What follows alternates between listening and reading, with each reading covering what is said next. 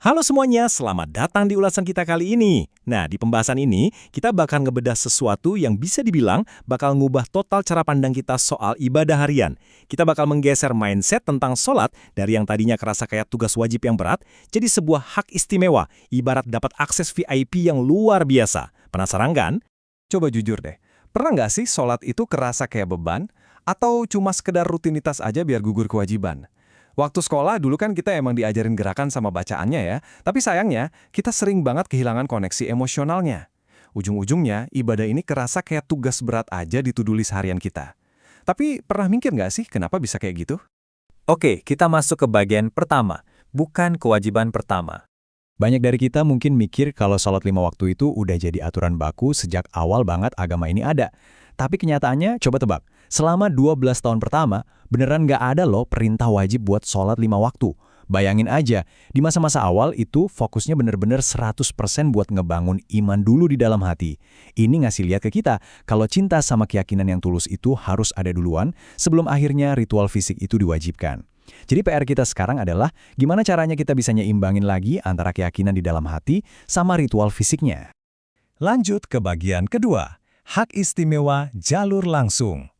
Nah, waktu perintah sholat ini akhirnya turun di tahun ke-12 lewat peristiwa Isra Miraj, kondisinya itu lagi berat-beratnya loh. Umat muslim waktu itu lagi ngalamin boikot parah dan kelaparan. Di tengah situasi yang super sulit itu, terjadi sebuah pergeseran paradigma yang keren banget.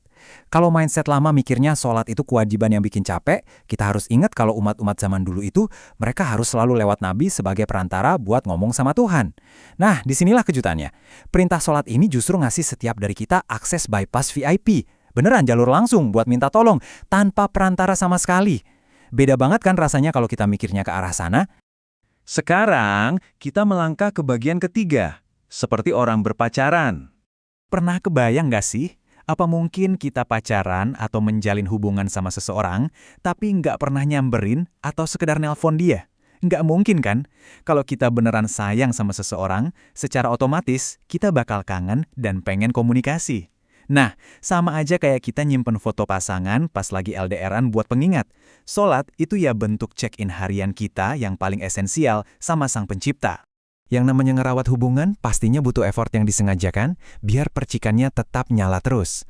Prosesnya tuh bertahap. Ngebangun rasa cinta emang langkah pertama, tapi ibadah harian kita inilah yang jadi langkah vital selanjutnya. Jadi, ini bukan cuma soal gerak badan naik turun doang. Ini tuh cara kita buat terus-terusan nyegerin dan ngerawat koneksi kita, biar cintanya nggak pudar dan malah berujung jadi beban. Dan ada satu hal yang menurutku luar biasa banget. Bukannya langsung minta ini itu atau ngeluh soal hari kita yang capek banget, kata pertama dari koneksi sholat kita ini selalu dimulai dengan kalimat Alhamdulillah alias rasa syukur. Coba deh dipikirin. Secara psikologis, pas kita memulai pembicaraan tertinggi ini dengan rasa syukur, itu otomatis ngebentuk mood atau nada emosional yang positif buat keseluruhan obrolannya. Dan ini benar-benar jadi sarana healing batin yang ampuh banget. Kita masuk ke bagian keempat, kualitas bukan kuantitas.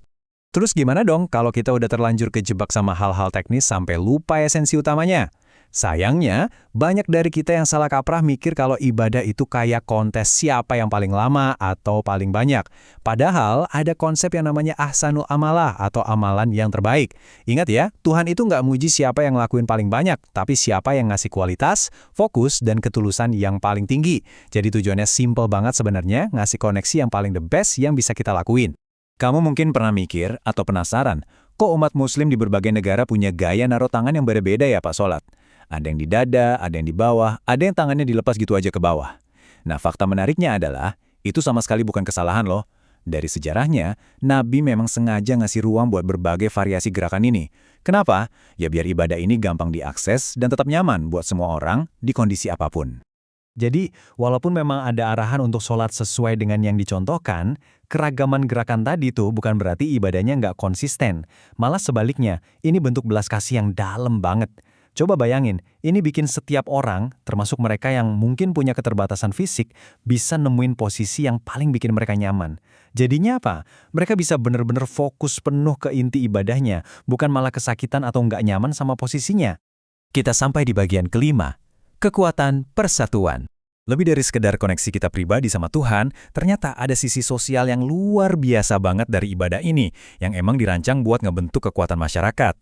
Coba deh kita perhatiin nama-nama hari dalam bahasa Arab. Ini menarik banget.